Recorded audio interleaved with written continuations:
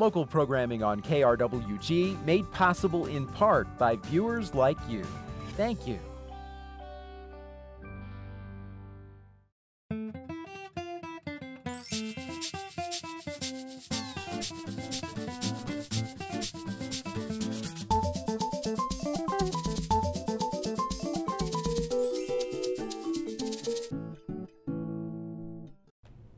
Welcome to Fronteras, a Changing America.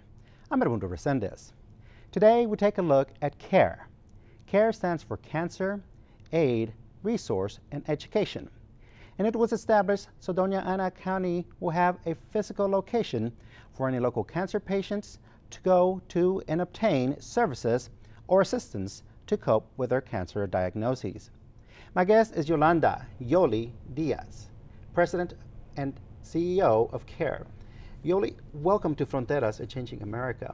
Thank you, and thank you for having me here. Now, your mission statement for CARE reads, CARE is committed to providing services to improve the quality of life of our cancer patients and their loved ones so that cancer suffering may be alleviated in Doña County. How do you go about fulfilling your mission? Well, there's different things that we do, and right now the focus is in being able to help cancer patients that are going through treatment. And there's many different areas that we will help with. And from there we will grow into other areas, but to give you an example, we will help them financially, which is to be able to help them with anything dealing with their treatment or basic living needs. And that's an area, service is an area hard to be able to find help, especially here in southern New Mexico. Now you're a brand new organization. You're literally under 1 year old. You turned 1 year old in February. Actually 2. We're 2 years old. Yeah, we're going to turn 2. Okay, so that's still a new organization. Yes. And you've undertaken a challenge to work with cancer patients and really provide a healing place. Yes, it turns out to be that. And then you have to also take into account when we are helping a cancer patient, and when a cancer patient is diagnosed, you're not just affecting the patient, you're affecting the whole family. So when we help them, we're helping the whole family. So that is something that was a huge commitment when we started CARE. Now you cover all of Doña County, which is a pretty large county with a very diverse population. Right.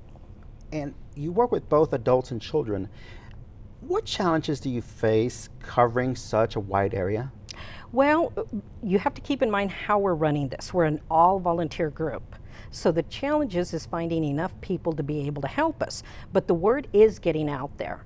We're here, so that you know that the word is getting out there. So once we have more people in the different areas, at least to be able to direct them to us, there is going to be so much more that we can do.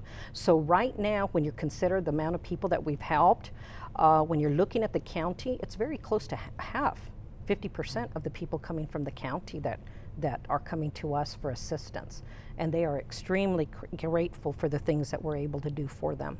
Now, in working with volunteers, and I've worked with volunteers in the past, there's always a challenge of finding the right amount of volunteers, finding the right volunteers that understand what the goal of the organization is. How difficult is it for you to find the right people to do the work that you've set out to do? Right. Yeah, finding volunteers can be a challenge, but when people find out what we're doing, that's how we're able to get them on board, because you have to consider too our area. We're local. Our emphasis is local, and people like that. They want to be able to help their local community. So when we have events, for example, when we have our kickoff, we need about 30 volunteers. And so we get them, and they're out there. And so it is something that we have to, always be looking for volunteers. But when we get to that event, we end up having enough. Do you find that the volunteers that come to you have at one point or another been touched by cancer? Yes. Yes, it's very rare too that you're going to find someone that says, no, I don't know anyone who's been affected by cancer. Mm-hmm. Most people do know someone, even if it's not their own family, most of them do. How do you go about working with a patient that is living with cancer that comes to your organization? And how prepared are the volunteers to work with them and making sure that they are cared for in the right way with the right level of understanding? Well, we go back to why people volunteer. They have to have a passion. When they have the passion and they understand what a cancer patient is going through because they've seen it, that's how they're able to help people.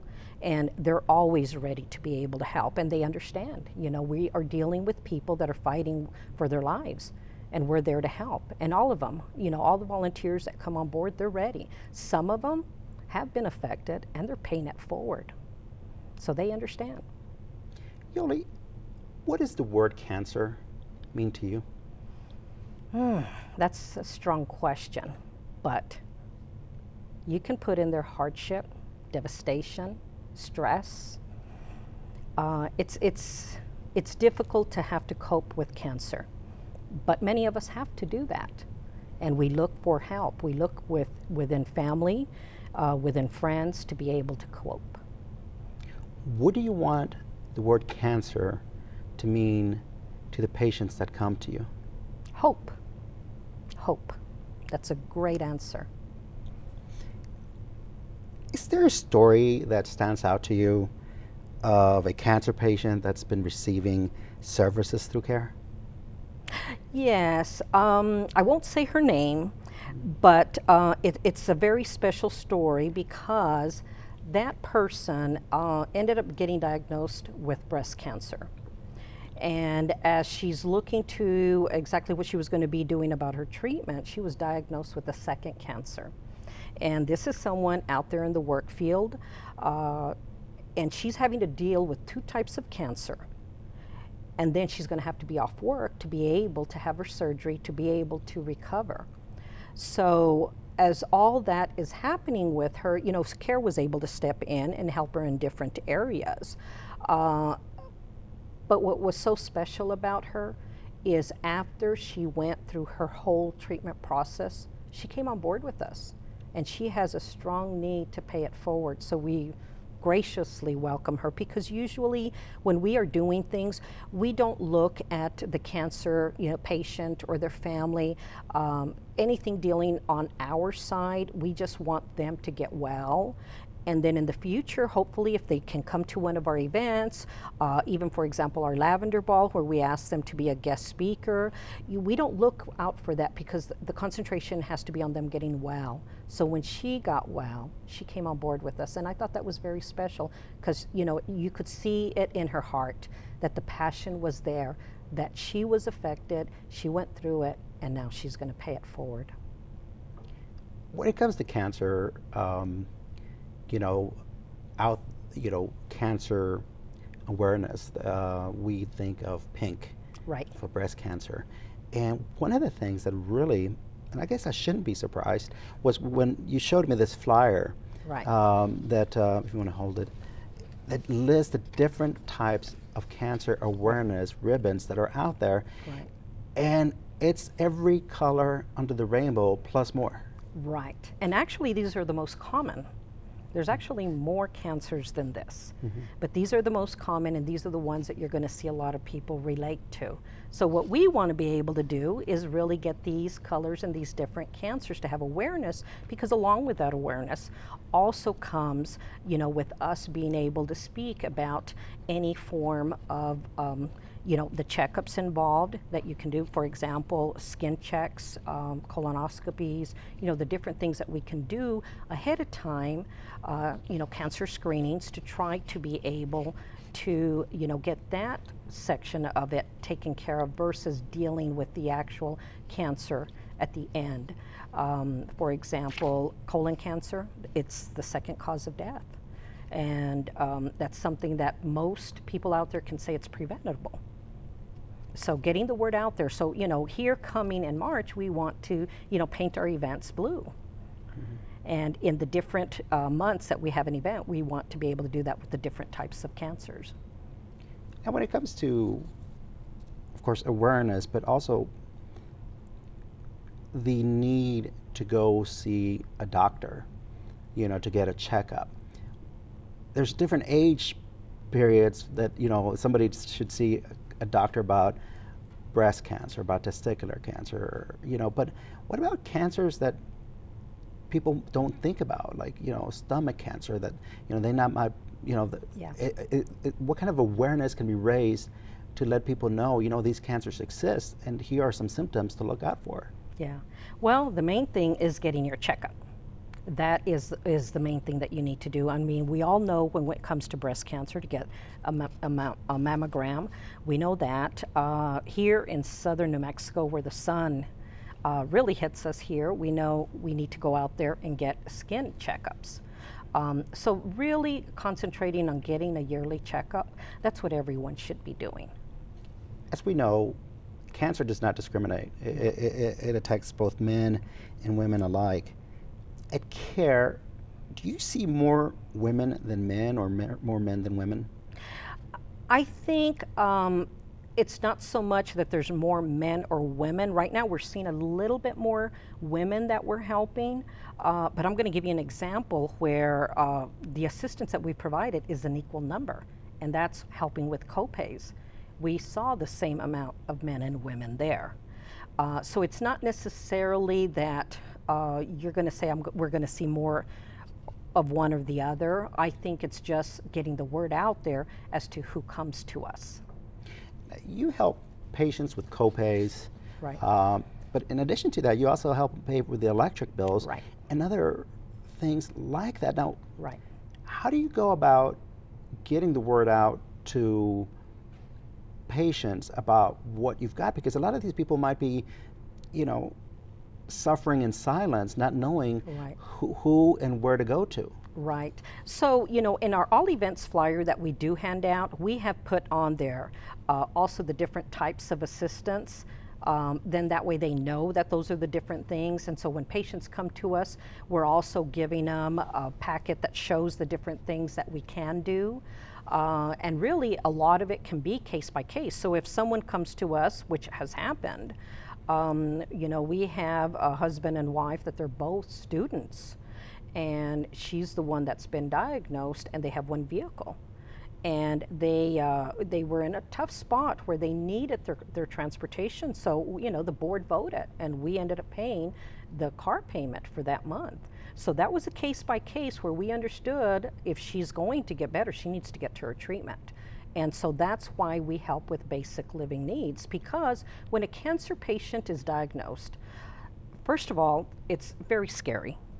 And then on top of that, there's going to be a financial hardship that comes with it, and a lot of stress. And that's what you want to really try to help them with, that stress. That's why we help with basic living needs, because they're going to have to decide, because most people, they are on a fixed budget, regardless of whether they work or it's Social Security. They are on a fixed budget. It's not like there's, mega overtime hours that you can say, well, I need to work all this overtime to make up for this. So, when you're on a fixed budget, you've got your budget, and what are you going to pay? Are you going to pay your copay? Are you going to buy your food? Are you going to pay your utilities? Are you going to pay your rent? These are things that are bounced up in the air. What are you going to do? And many times we have people that come to us where they're going to have their utilities shut off, and we don't need it to get to that point. We will help them, because that's a big coping mechanism that they can get through life day by day while they are coping with their diagnosis and their treatment.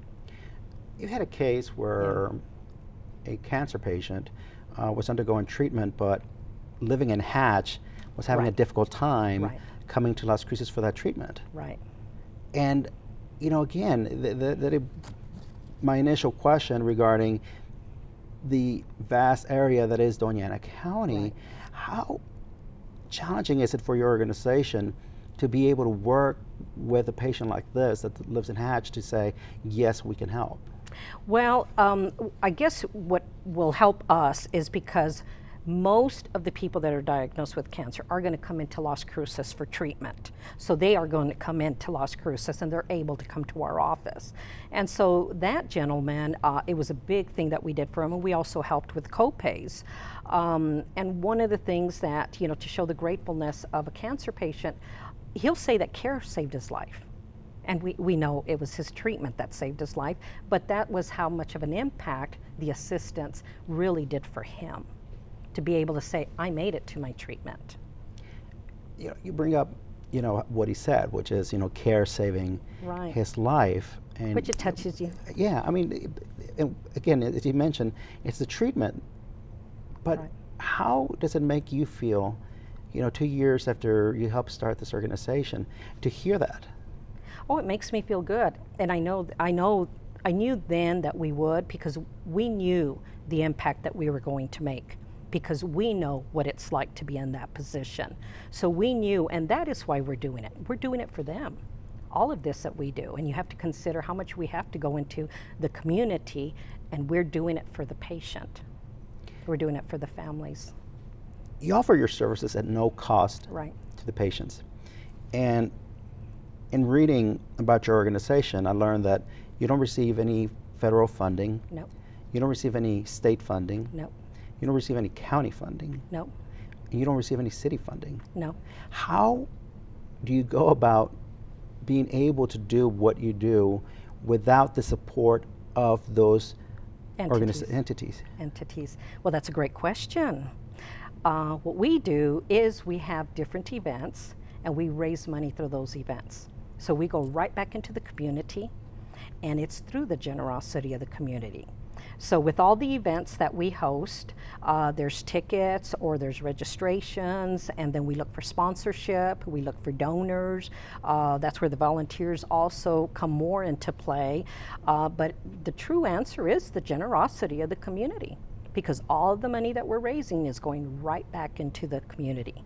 We're kind of a medium here to make sure that the cancer patient is getting some assistance. So that's where you're going to see me. You're going to see me knocking on doors, letting people know what our events. So you're going to see us on Facebook, big on Facebook, and we're looking for the community to help us out. So we're always letting everyone know that we welcome them to do at least one fundraiser for CARE a year, because we know people's schedules are busy. We know that. So on that note, we have 11 different events. Now, all of these are awareness events. The majority of them are fundraising events. A couple of them are more give back to the community events. So on that note, I can talk about our kickoff, which is in February. We have a race for care, and it's going to be held and started and stopped there at the Mesilla Plaza. And we get people from all over that come in. It's a really, really fun event. We involve NMSU. There's the awareness, so we have the colon out there. So when the runners come in, they run through the colon. So they're getting a little bit of education as they're doing that. So, we look for every opportunity. And on that note, we were very grateful that a group of students started a student organization here on NMSU Care. So they're going to be helping us out at all our events also. So February is our kickoff month, and we've gone to both the city and the county, and we had them proclaim it all types of Cancer Awareness Month, because it's National Cancer Prevention Month. And so from there, we have those two events, Race for Care, the Lavender Ball. Then in March, we have starts a very, very fun event. It's called Hot Legs for Care. And that is where we want the men to get involved. So what they are doing, they're competing. And there's 3 different categories. There is casual, dress, and swimwear. And they're showing off their legs. That's it. So it's a very, very fun event, and they get very creative. It is. I mean, if you want to be there having a good time, laughing, that's the event to go to. Men and women, they both go, and it is such an entertaining event. So with what we do, we want to put some fun into our events. So that's going to be the first one. And then we have also Dancing the Vida Loca. That's going to be coming up the next month. And then a talent competition. And then after that, we're also going to have our walk, and our walk is in honor of National Cancer Survivors Day. So we have a walk on a Saturday, and then on National Cancer Survivors Day, we have another race for care. And that is because, in our community, we hadn't seen any major focus on cancer survivors on the National Day, so that's why we did that. And then in August, we have a very special fashion show, and it is both cancer survivors and cancer fighters that are the models. So it's a very special event. That is held at Hotel Encanto de las Cruces, and we have actually 6 events there. Also on our Hot Legs for Care, those competitive events, those that come on board need to do some fundraising. So can I mention the guys' names that have come on board so far? So I want to say a big thank you, because these are brave men. You have to consider they're willing to show off their legs to everyone and compete. So the list that we have so far is Steve Delgado, Manny Morales Jr., Marcos Regales Diaz, Michael Peralt, Matthew Lopez, Nick Rivera, Marcus Crawford, Paul Alvarado, Robert Landine, Oswaldo Luna. So these guys are going to be doing different fundraising events to be able to raise money, because whoever raises the most money, they're going to get the title Mucho Macho Hot Legs King. They're going to get crowned, the king crown, the king cape, and we're going to be parading them around everywhere, and then it'll just be a nice big old party with everybody. It's a very, very fun event. So what these guys will do are different events, and one of them is, which I'd like to mention, very nicely labeled. The event is We Love, We Care. So it's going to be a Valentine's party there at the Azul in Hotel Encanto. So what they're going to have is, you know, they're going to have dancing, munchies, silent auction, and prizes. And so the tickets are going to be $10 per person. And then there's other events, for example, that you know, that they've involved, like Hooters, Wing Daddies, Texas Roadhouse. There's going to be a volleyball tournament going on, and also, you know, with the different restaurants, like at Peter Piper, a donation night. And then they want to get out there in the different areas that we can. For example, setting up a booth at the farmers market. So there's a lot of different things that they can do, and that's exactly what we want to see, the community help us help the community. And so then in September, we have a karaoke event, really fun. And I'll tell you, this year, if you remember that the Coasters were here, do you remember? And they played at the Rio Grande Theater. Well, the night that we had our karaoke, well, they stayed at the Hotel Encanto. And so they asked Leticia, who's the vice president of CARE, well, what's going on here? And so she told them that it was an event for our local cancer organization. And so, and then he left, and then he came back and he asked again, and then he says, well, you know what, if you'd like, we'll go up there and do a number. So the Coasters were out there, and they did a number at our karaoke. It was so exciting for everyone there in the audience. So, and then we wrap up our events with a caroling for CARE in the downtown mall. Really special. We get different schools, the chorus groups come on board, and they sing Christmas carols, and we decorate there at the downtown mall. All of these, what's interesting and what I like about this event is that you are opening up to everybody to come and to attend. Everyone. And I think, again, you know, I think this is a great opportunity to educate people about cancer awareness and to raise money at the same time. Exactly. And how challenging do you find trying to raise funds for your organization when you've got a lot of other organizations that are, you know, going out there doing the same time? It looks like you're working on, you know, providing some fun events. Right. But I mean, how difficult is it to raise money? Well, it's a lot of work. It is. But for me, when I'm out there, you know, because I'm out there asking for funds, what I see is they're not for me. So I don't have a problem going out there in the community. So if people can see my passion, whoever I go to can see my passion, what this is about, most of them are ready to come on board. If someone doesn't, it's really because they just simply can't. And I understand what the word no means. But you know, when people see that it's for our local community, our local cancer fighters, that's why I think that thus far we've almost hit 2 years for still being a new organization, and we still have money in the bank to be able to help people. And I really thought in the beginning, give us 6 months, we're going to run out. I really thought that was going to happen. So by the grace of God, we're still able to do this, but we need help. We need to continuously raise those funds. Otherwise, you know, there's going to be more people finding out, more people needing help, and if we can't get those funds in, there will be a time that we will run out of money. So always, anyone can make a donation. Go onto our website, carelostcruises.org, hit the donate button, by all means. As we wrap up the conversation, let me take it to a question of awareness. Latinos across the country, there's been efforts to get Latinos to be more aware with different conditions like diabetes, mental awareness. How is your organization working in communicating the need for cancer awareness among the Latino community in Doña Ana County? Well, that is something that we really want to be able to work more on. We have the ability that if we want to there in our office have different education seminars, we can. What we need a little bit more is in the reaching out. So one of the things that we want to be able to do is be able to go to the churches where we know we're going to be able to see a lot of people and create more awareness there. So you will see us at different community events to be able to be creating that awareness. And that's where a lot of people will gather. So by all means, you'll see us there, you know, in every opportunity that we can to be able to do that, because the people that really do need a lot of help are the ones in the outskirts. To wrap things up, tell me, you know, what are you looking forward to the most in 2015 as you again enter and wrap up your second year and enter your third year? Getting to have more people know about CARE, getting more people on board, just really getting bigger on getting a community cohesiveness going on.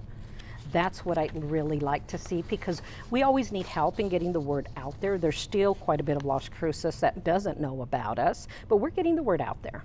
We know that. We just need to have more of that community cohesiveness happening so that we know that we're able to keep on going and, you know, meeting our goals and being able to help people. Because you have to consider, not everyone can get their treatment here locally. Some have to travel and there's costs involved there.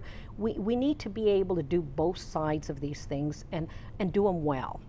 And so being able to involve more people, that is what we, you know, one of our goals. Well, Yolanda Diaz, President of CARE, thank you very much for coming in today to Fronteras, A Changing America, and we want to wish you the best of luck, and hope to follow up with you on your upcoming events throughout the year. Thank you, and thank you for having me. Thank you for joining us on Fronteras, A Changing America. I'm Edmundo Resendez.